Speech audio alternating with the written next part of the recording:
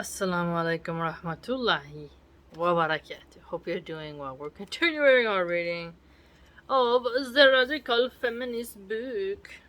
And the children are playing, having a grand old time. Got some nice chicken wings in the oven. So, while everything is comfortable and cozy, why not read a radical book that'll make us think? Okay, let us begin. Just gonna go on to the examining the far right and authoritarianism, stuff like that. She mentioned neoliberals previously and was complaining about it. So let's see where she takes us from there. Let's begin. The same is true today from Islamic State to the American far right. Okay, so she's comparing the Islamic State to the far right in terms of authoritarianism. The strategic use of sexual frustration and weaponized misogyny in the radicalization of young men is consistent across ideologies. So, strategic use of sexual frustration, I see that actually a lot more in the American sense. I don't really see it.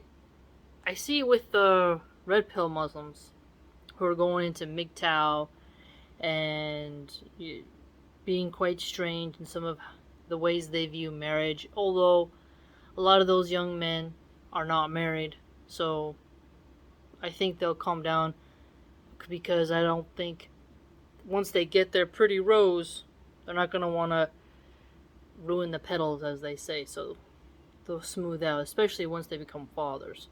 When they're kind of filled with young testosterone and naivete and online grooming, things can seem a lot more idealistic and less practical, but I hope they'll change.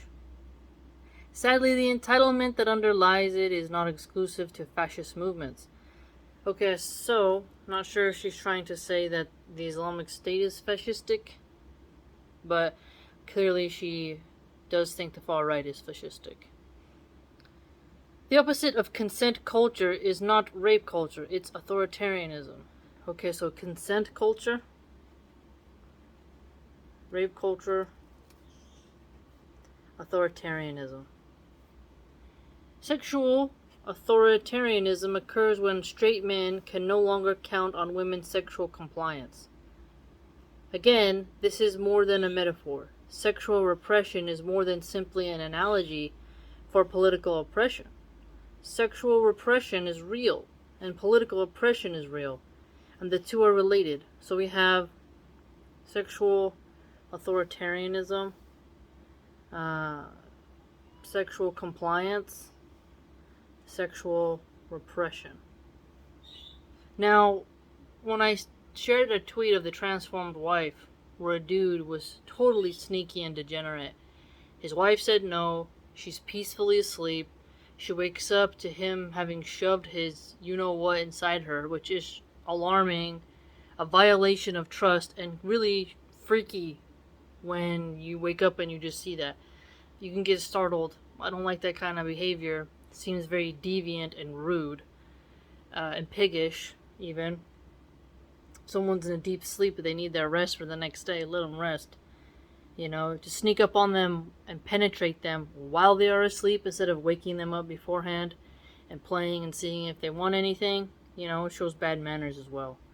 So, I did see a lot of the sexual compliance jihadi warriors come out. And there is that movement, and I do think it's related to violent pornography. Violent pornography and men lying about how they treat their wives, right?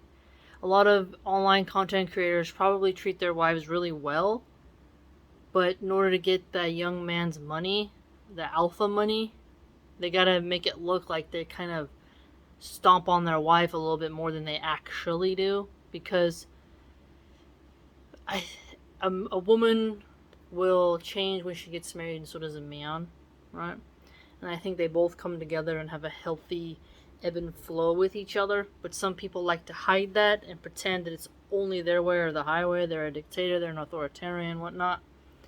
So the young men get the wrong impression. They don't actually get what it's like, and then once they live it, they're like 40 years old. I argue that they be like, oh, they can see the bullshit more easily. So the compliance issue is interesting. I'll agree with her on that I'm learning more about it. I'm seeing it a lot more.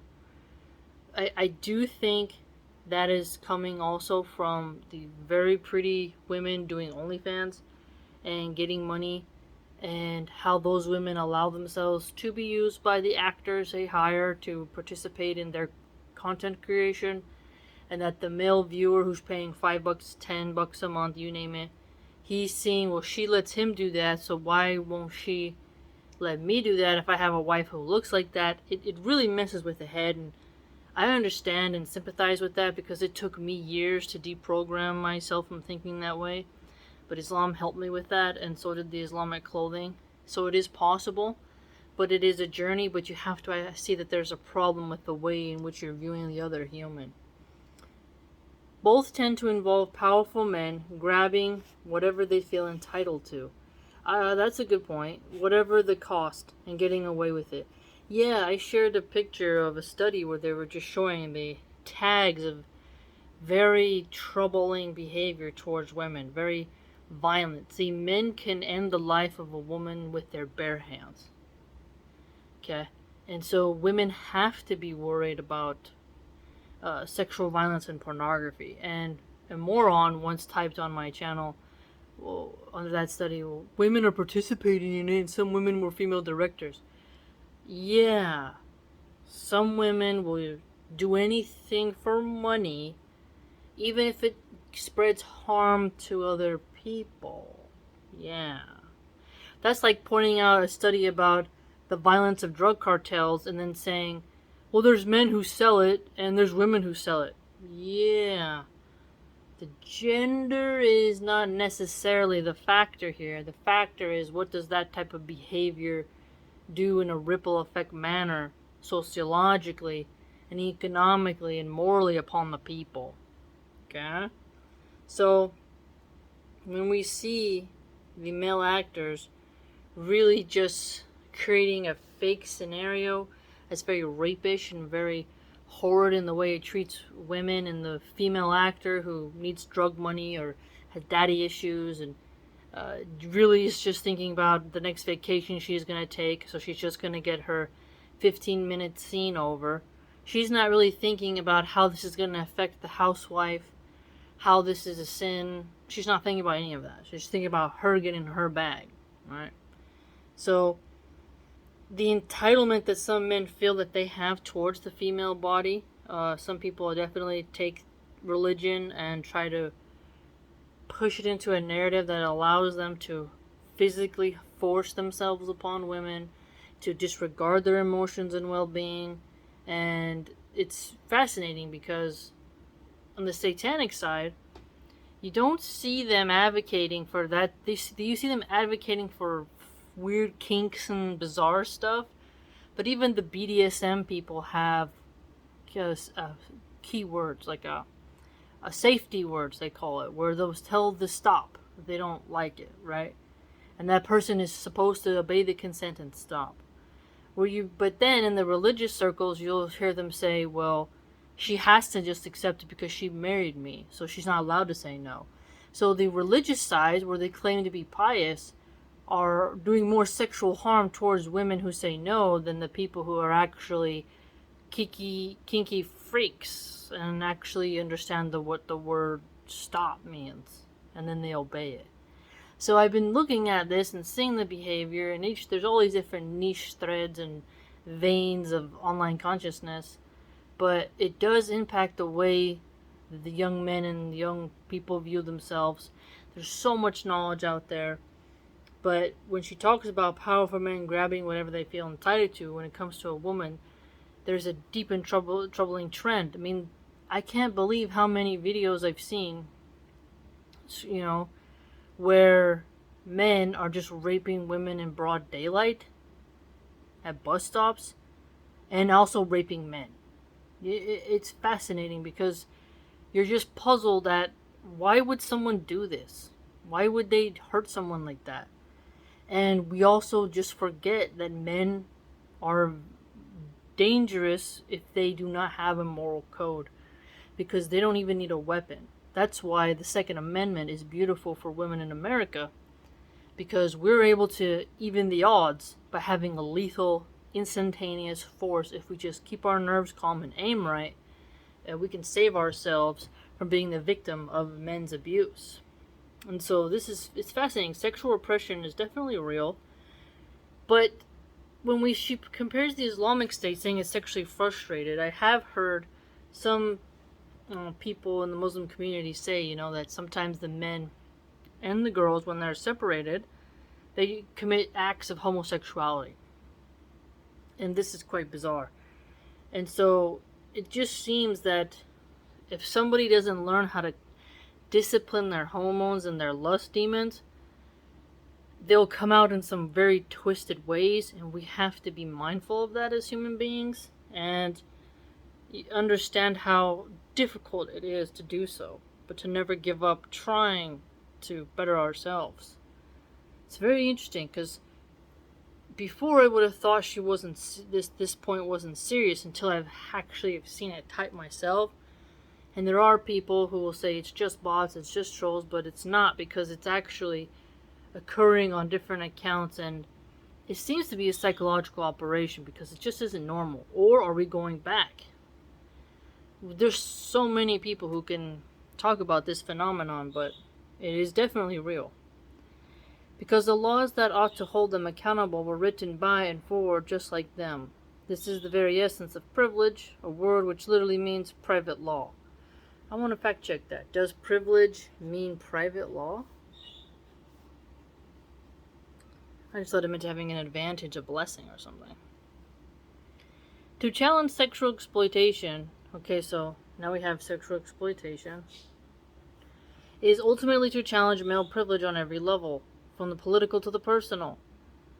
It is to insist on the rights of all bodies, not to just equality before the law. So we have here equality before the law, not just to dignity and agency, but to self-mastery and pleasure and adventure. This book argues that the sexual revolution and its urgent demands for the reorganization of care and labor as a threat to the modern economic order. And it is a challenge to sexual repression. Okay, look at that. Okay. So we're getting at the gist of what she's arguing here. So, the sexual revolution is a challenge to sexual repression. So we have revolution versus repression. This sexual revolution is a revolution in redefining terms, an exercise in taxonomy. It is about naming and nailing down the contours of a world of violent incoherence. Words matter in sexual politics. Okay, she has a thing about here about Alyssa Milano. I don't know if I want to read about that dumb lady. She's such an annoying woman. But let's see. Maybe I can argue with it. Let's see what the moron says. In 2018, the actress Alyssa Milano suggested a sex strike as a way for women to escalate the Me Too movement. Now, this would be unfair. Okay, I remember that on I remember that trending, because I saw them memeing the not so eye candy type women saying, "We're on a sex strike," with a sign, and then the men making fun of them saying, "No hard feelings there." But then I think it made liberal women annoy their husbands more, because it's not fair to deny your husband intimacy because of some stupid hashtag you found online. That's not very fair. But I think their agenda was where it would have a wide range of influence, so that the men could see that women would be taking their power back sexually, and bringing awareness that if you don't treat women right, they'll withhold. But at the end of the day, the scariest part is you're betting on men not using violence to get what they want. And since women have sold out, some women that is, and done porn that's violent, they're making it to where men think it's okay to treat women that way because they saw it in a film, right? So the manners and decency and gentlemanness and class of a man saying, okay, I'm going to stop when she says stop, that depends also on how the man is raised, how the woman behaves. There's so much of a dynamic there. But the very thuggish, brutal criminal mind, this sort of disregard for the human being herself, he's going to take what he wants. They don't give a damn about if you're ugly or if you're beautiful. You're a hole, and they're going to try to take you. They don't care if you cry. That's what's scary about them, is that a woman could be bleeding, crying, and he's still going to have an erection and still force himself upon her, and it's quite tragic. Because they are an evil manifest. So, a sex strike punishes the good men who wait and does not harm the men who don't wait. So, beauty is the weapon women have to where a man knows, if I want to have this woman with me, I must be a gentleman, I must treat her right.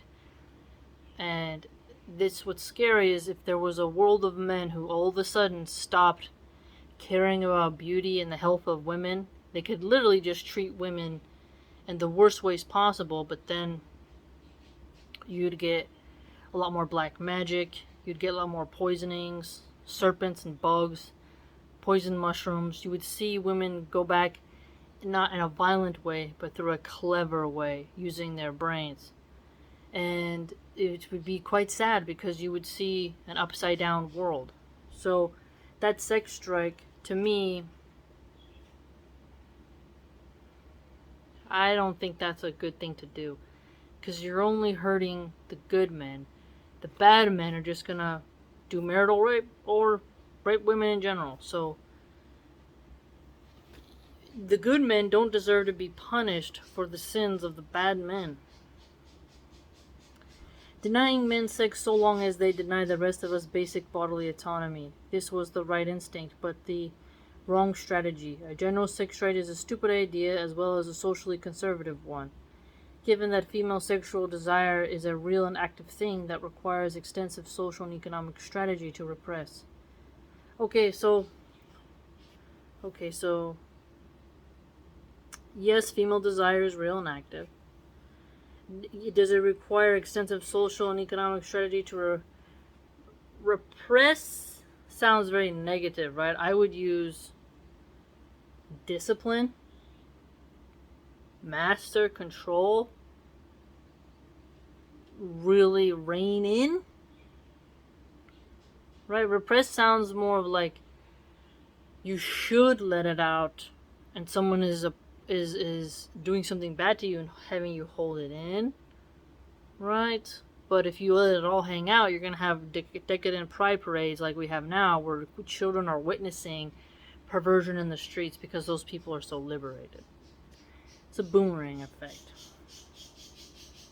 But it is true that men and women should both have some extensive social and economic strategies to help them control their urges. I don't think we're doing that in America. I think it's the opposite, rather. If that was true, then OnlyFans wouldn't even be allowed to exist, and Twitter wouldn't be allowed to have porn. You know what I'm saying? Priests and politicians have been trying to squash women's sexuality for centuries. So, politicians, I think she's just referring to abortion rights. Priests, so again, she doesn't say imams, or sheikhs, or whatever, or muftis, she says priests, because she really wants to get at the heterosexual white Christian male, as she said previously in the other pages. But she also put it upon a human. What are the priests enacting? God's law. So she doesn't say God wants to repress female sexuality. It's fascinating because it makes me think about the Epic of Gilgamesh and Ishtar, because that's the only real fantasy mythology of the ancient past, in my opinion, that highlights how dangerous the female energy can be. I mean, it's quite brilliant that they observed this female behavior. If you want to read that, the Epic of Gilgamesh, and read the section where Ishtar gets insulted for what she did to all her past lovers, and how Gilgamesh turns her down, and how she gets so angry at him for turning her down that she goes up to her father and asks for the bowl of heaven and causes destruction because she got turned down. It's just brilliant to think that that text is so old, and it hints at a part of female psychology that is definitely honest. So, woman, you can read that and be like, yeah, that's possible, you know? So, it's every men and women have to have their sexuality within reins. We have too much of it now. And the way we have too much of it now is through the sexual flags, the Rainbow Mafia flag, being flown at schools. Now you've gone too far. You've gone too far. Too far. Why does everyone need to know what you like to go to bed with? Can't you just learn math? It's really quite ridiculous. She doesn't seem to mention that though now, does she? However, one specific sex strike, the one that chauvinists are afraid of, is already well underway. A widespread adoption of consent practice is the sex strike that the chauvinists are afraid of. Okay, so we have the adoption of consent practices. Okay, and then chauvinists. Oh, there's a funny meme where Hillary Clinton was like, the chauvinists and sexists and chauvinists and sexists and misogynists, and it was by Placeboying. It's one of the most hilarious meme songs I've ever had. But that's how I learned that word, was from that meme. Don't exactly know what the example of a chauvinist is, so I'm gonna have to look into that. But we'll see. What do you think about what she said? I mean, she's got some points, others I don't agree with. But we're giving her a fair shake because it's not good to not have not hearing her out for what she has to say, right? So we did that part. Let me know what you think. By the way, if you'd like to support the channel and join the blog, it's www.subscribestar.com/melonarchive. I link it in the comment section, and it's also in the description box. I post a lot of different things on there, and it's a great place to be. So, let me know what you think. Goodbye.